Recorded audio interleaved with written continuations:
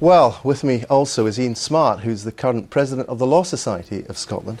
Well, Ian Smart, first of all, just some procedural questions. Just explain compassionate release to us, if you would.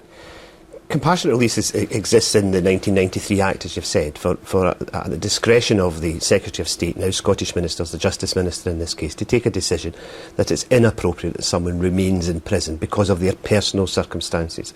And there are too many examples that one could think of to simply sum it up in a very short answer.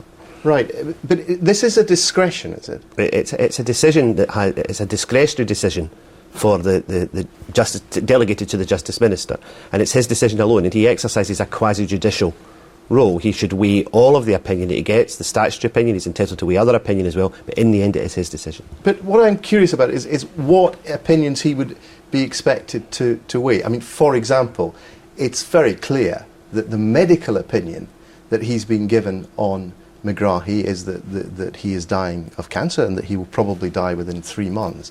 But is that the only thing he's supposed to weigh up? He statutorily must take the advice of the parole board as well. Thereafter, anybody else's opinion is simply opinion. In certain circumstances he might seek, in certain cases might be volunteered to him by others. And he's entitled to take all of that into account, but he's not obliged to take any of it into account. Right, now, just another procedural point, because again, this can be a bit unclear. Prisoner transfer is not an option, apparently, because the Crown in Scotland is still appealing the leniency of the sentence, which seems slightly bizarre. To be fair, that's a much more straightforward matter. In any transfer of prisoners between Scotland and England and vice versa, so long as there are any outstanding legal proceedings, prisoner transfer is not in the normal course of events allowed. Right, so it has to be a compassionate release. But from what you're saying, clearly Kenny McCaskill will be asked fairly pointed questions, political questions, not least by the Americans, because from what you're saying, it's not an automatic process, and he always could say, it would be open to him to say, I accept the medical evidence that Megrahi is dying of cancer. I simply think it would be inappropriate to allow him to be released. It's in the public domain that there have been 30 such applications since I think it's in the last 9 years or something like that, of which 23 have been granted and 7 have been refused. Right. What is the feeling, you presumably have been talking to lawyers in Edinburgh, about the kind of views of the Scottish judicial process that have been coming out of the United States over the last few years? Not in Edinburgh, but in Airdrie. Which is where I practice. But I think people felt that the Americans were entitled to express an opinion, but latterly, particularly in the remarks made by Secretary of State Clinton, that they went beyond expressing an opinion to take on a slightly bullying tone towards their system, and bluntly, I don't think that was appropriate. But what is your...